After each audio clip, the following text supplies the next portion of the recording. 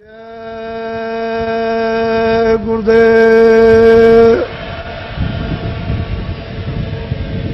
जय गुरुदेव, जय गुरुदेव, जय गुरुदेव नाम किसका,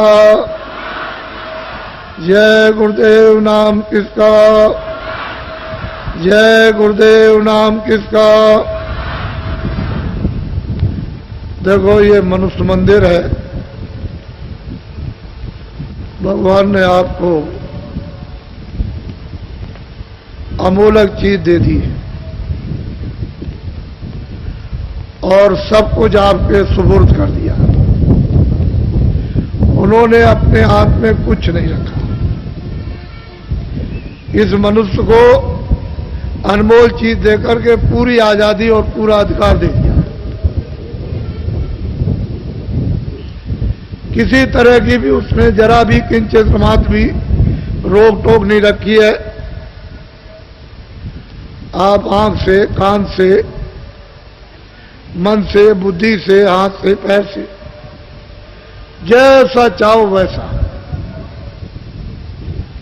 कर्म करो, अच्छा बुरा, उसकी तरफ से जरा भी रोक टोक निशान को भी नहीं।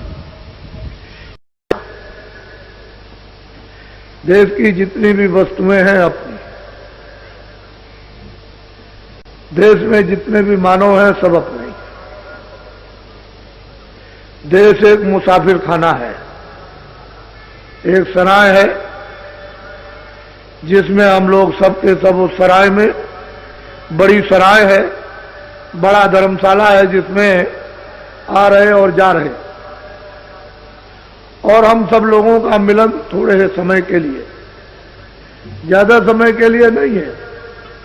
मित्र है, दोस्त हैं, परिवार है, बच्चे हैं, माँ है, बाप है, रिश्तेदार है, कौम है, कौमियत है, ये थोड़े दिन का यहाँ मिलन।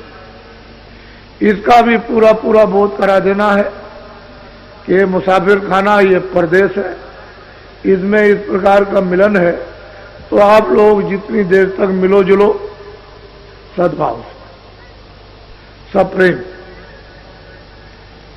एक दूसरे के इस मुसाफिर खाने में जो धर्मशाला उसमें काम आओ, आप उसके काम आओ, वो आपके काम। इससे परस्पर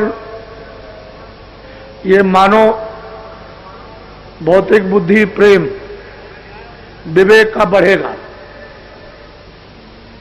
जब प्रेम आपस में विवेक का बढ़ने लगेगा तो भौतिक बुराइयां अपने आप छीड़ होने लगेंगी, कमजोर होने लगेंगी। उनकी तरफ से बुराई तरफ से लगाओ कम होने लगेगा। चाहे वो हिंदू हो, चाहे मुसलमान, चाहे सिख ईसाई, छोटा बड़ा, अमीर गरीब, कोई हो, लगाओ कम होगा। जब हम में आपस में प्रेम बढ़ेगा, भौतिक सांसारिक बुद्धि विवेक का, तो फिर हमको ये सुनने को मिलेगा कि हम तो विशेष काम के लिए यहां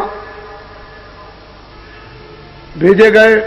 मालिक ने हमको अनमोल अपनी कारीगरियों से हमको ये तन, ये शरीर, ये जिस्म दिया है, तो हमारा काम तो और है इन्हीं के कामों के साथ में। तो आपने फिर आत्मिक जागृति आप में होगी और फिर वो आत्मिक प्यास लगेगी।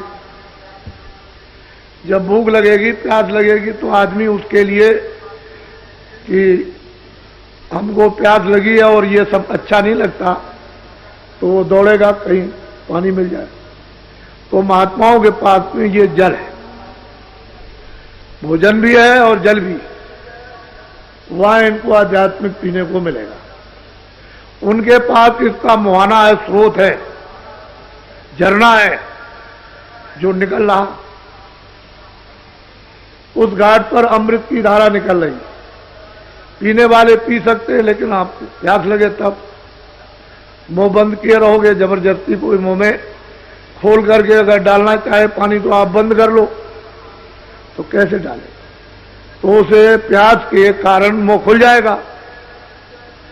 तो महापुरुष फिर शीतल, जैसे पपिया होता है, उसको जब प्यास लगती है तो इस पानी से उसकी प्यास नहीं जाएगी, वो घड़ों का घड़ों पी ले, लेकिन वो लेट जाता है पूर्णमासी के दिन और मुंह खोल लेता है कि मालिक मुझे बहुत प्यास लगी है, इस पानी से मेरी प्यास नहीं जाएगी।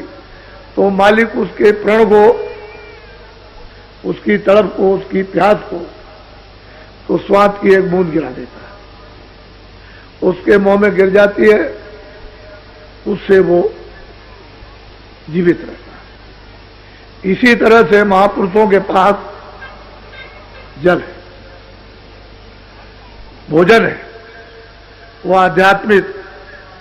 लेकिन आप जब बाहर से अपना संबंध है, बाहर से अपने विचार और काम, भौतिक विवेक, प्रेम का नहीं बनाओगे, तब तक ये सब आपके लिए शत्रु हैं।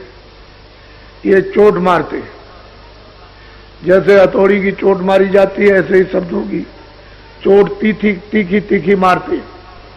तो उससे मतलब यह है कि शरीर जो है व्याकुल हो जाता है, बेध जाता है, और किसी के शब्द बर्दाश्त नहीं होते।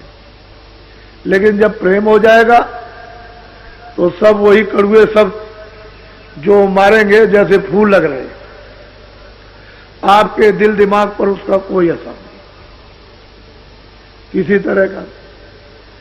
तो असल में चीज यह है कि ये जो प्रस्ताव पास हुए ये काम के लिए, दया आपके साथ शामिल है। वो जब आप चलोगे तो निमित्त मान बन जाओगे, दया काम करें। काम आपका कम और मेहनत कम और काम ज्यादा दिखाई देगा। ऐसा मालूम होगा कि पहले ही से कोई काम कर गया, लेकिन तुम निमित्त मात्र तो बनो। तुम निमित्त मात्र बन के जब तो प्राप्त करो, और तुम निमित्त मात्र नहीं बनोगे तो ये बोध और अनुभव कैसे होगा कि आगे कोई काम कर गया। आपने काफले में देखा और लोगों ने, सबने कानों से सुना, बुद्धि से सोचा कि लोग बैठे हुए हैं, कहते हैं अरे भाई आपका काफला अब आज आ रहा कि कल निकल गया। कह लगे भाई वो तो अभी पीछे आ रहा, अभी तो नहीं निकला। कह लगे जो लाखों आदमी कल से निकल रहे झंडी लेकर के और जय गुरुदेव बोलते हुए, वो कौन लोग थे? हमने भाई वो तो काफला पीछे आ रहा। सब लोगों ने सुना काफला पीछे आ रहा। जब आपको यह अनुभव हो गया कि देश के भूत भी, प्रेत भी आपकी मदद कर सकते हैं, तो आप ये बात क्यों नहीं समझते हो कि दया हमारे साथ शामिल हो जाए, हम निमित्त मात्र बन जाएं, काम करने वाले आगे काम कर देंगे। तुम समझोगे कि ये काम तो पहले ही से तैयार है। तो उसमें आपको ये राज नहीं मालूम। तो अभी जो तकलीफ आ रही है, ये 92 का वर्ष है। इसमें विश्व और भारत के लिए इसमें राजनीतिक तरह तरह के उथल पुथल, ये नहीं कि सारे मुल्क में, सारे विश्व और भारत में, और सामाजिक जातियों का उथल पुथल, साथ ही साथ में धार्मिक, ये सब उथल पुथल होगा। और सारे विश्व में आर्थिक, ये मत समझो कि ये आर्थिक रुपए पैसे का उथल पुथल भारतीय में नहीं, सारे विश्व में, चाहे अमेरिका हो चाहे रसा हो। आपको तो जरा ज्ञान प्राप्त करना चाहिए। जो इतना कट्टर कम्युनिस्ट बात, जिसके लिए मैं कहता रहा कि भाई चीन भी खत्म हो जाएगा, पहले से चिल्ला रहा, तो ये मजाक समझते थे। ये समझते थे बाबा जी ऐसे ही अंधेरे में कह रहे हैं, ये रसा खत्म हो जाएगा, ये चीन खत्म हो जाएगा, चीन बात खत्म हो जाएगा, ये बात खत्म हो जाएगा, और वो लोग मस्जिद में और मंदिर में जाने लगेंगे, और वो लोग अपनी देवी देवता की पूजा करेंगे। तो ये लोग उस समय पर मैं बोलता था तो मजाक समझते। आप इसकी प्रेरणा लो, जो अभी 6 महीने के अंदर में रसा में कितना बड़ा परिवर्तन हुआ कि कल कुछ आज कुछ, और फिर उसके बाद कुछ और उसके बाद कुछ और बिल्कुल खत्म हो गया। तो क्या आप अपने यहां नहीं समझ सकते?